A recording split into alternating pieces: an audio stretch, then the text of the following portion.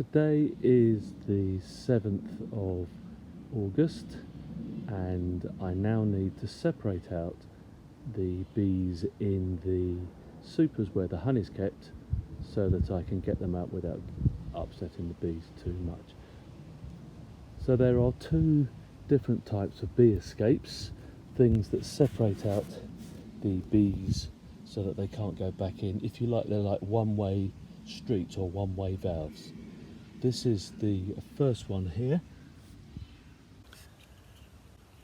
This one slides back off and you'll see that here we've got little springy plastic things here that will allow the bees to go through that way but not back through because they can't get through that small gap. The other version that I've got is this. This is called a Canadian bee escape and I prefer it because of these cones in the bottom here. You can just see, I'll just zoom in a bit.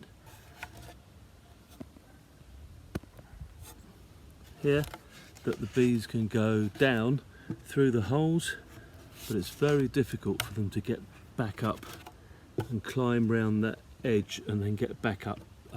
So I'm going to put this in between the super boxes and the brood box so the bees can go down but they can't go back up again. So I'm not going to inspect the hive, I'm just going to have a look and see how well they've done on the top super, the third super that I showed you last week.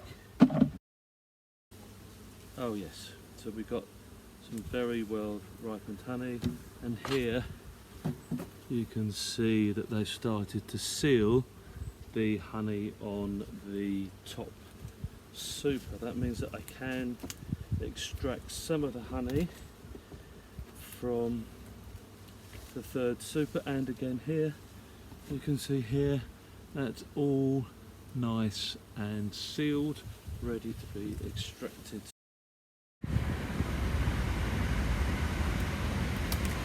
Separate out this one.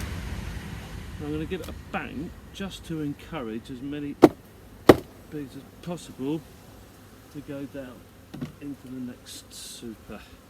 Now we know this is all good. Have a quick look just to check.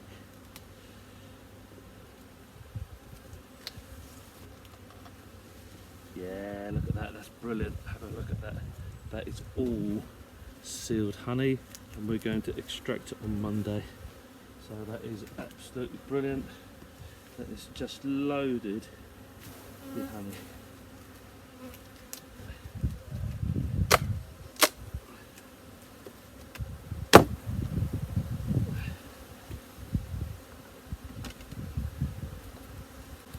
And this last one we know is full. Right, now here's the one-way valve, one-way street for the bees. So just get rid of those on the edge there. Come on, out of the way.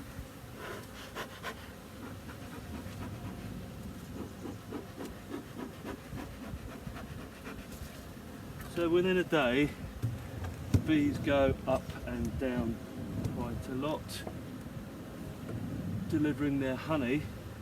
So now they can go down. They can go down through the holes, but they won't come up. So that means all the existing bees here will, at some point, go off to get more honey.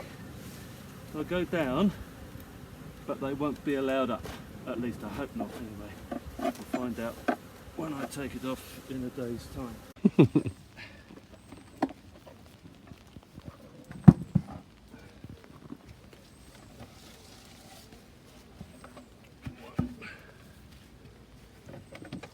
I haven't got rid of all the bees very successfully. What does that mean? Just means there's a lot of bees here that I'm going to knock out. Okay. We don't want to take the bees with us.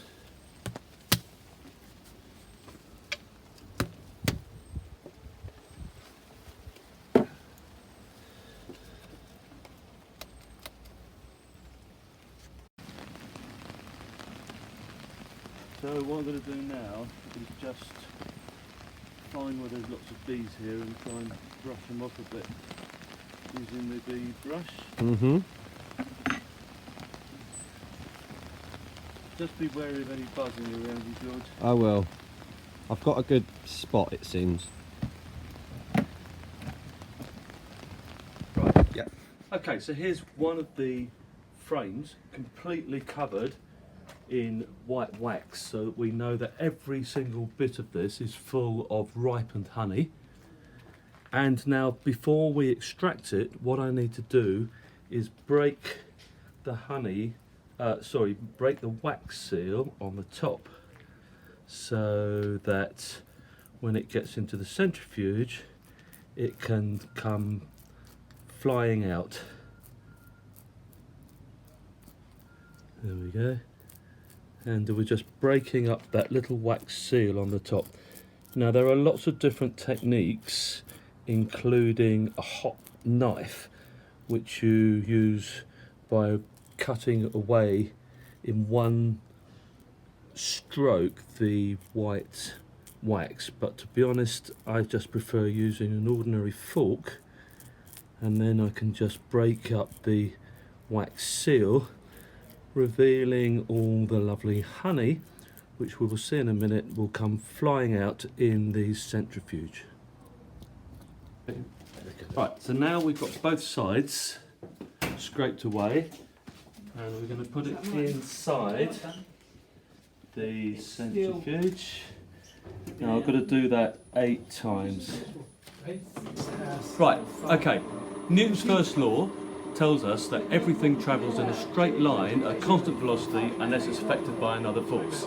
So what happens when this goes round is the honey wants to carry on in a straight line, so it flies off because the centripetal force is pulling the frames in. Okay, so let's have a look inside here, and you can see that in a minute this is going to go around very quickly, and all the honey wanting to travel in a straight line is going to hit the sides and then fall down to the bottom. Oops, let me just fix that. Brilliant, thank you. Sometimes it's worth putting a paper clip on there just to hold it in position. Obviously when it starts going around, it presses against the side. There, right, put the lid down. If you want to look down into it, it'll start turning the speed up. We go round. It's starting to go faster and faster and faster. There we go. Starts to go around really fast. And if you can look down the sides, if you look down there, you can see the honey flying off and the wax flying off and hitting the sides as it tries to travel in a straight line. Okay, so I'm taking this out, and you can see that the honey has all been pulled out of that side, thanks to Newton's first law. But this side is still full of honey, so I'm going to turn round each frame now to get the honey out of the other side. So I'm going to go round and do each one. Okay, I've turned them all around now, so we're going to do the second side. But before I get going, I'm going to decant some of the honey out. Now you'll see here there's a filter just to get rid of the big lumps of wax and any bees that happen to find themselves in there. But otherwise, that's just going through 2 filters and into a bucket called a settling bucket.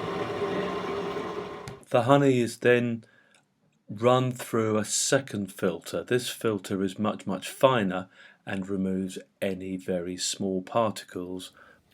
So here's our 60 pounds of honey in a settling tank.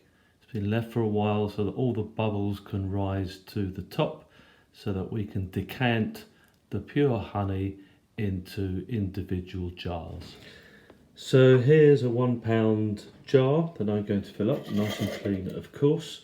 I'm going to take this off, put it down here, turn it on, and then zero it Now I'm going to pour out a pound of the honey. There we go.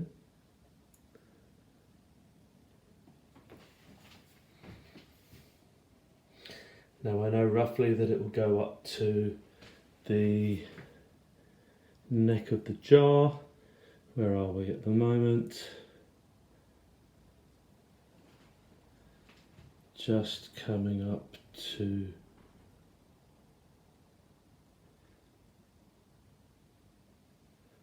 16 ounces, and we're there. There we go. Do that up tight. There's a little bit there for me maybe. If I lick the... There we go. Put the lid on.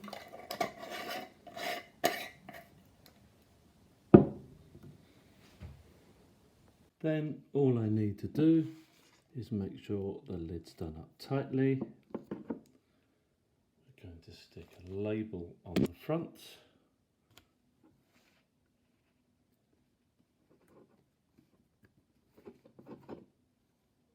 There.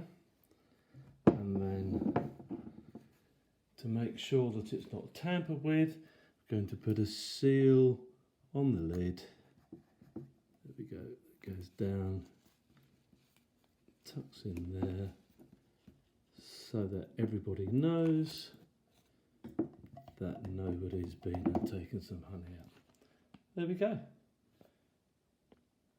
Mr. Mesure's honey.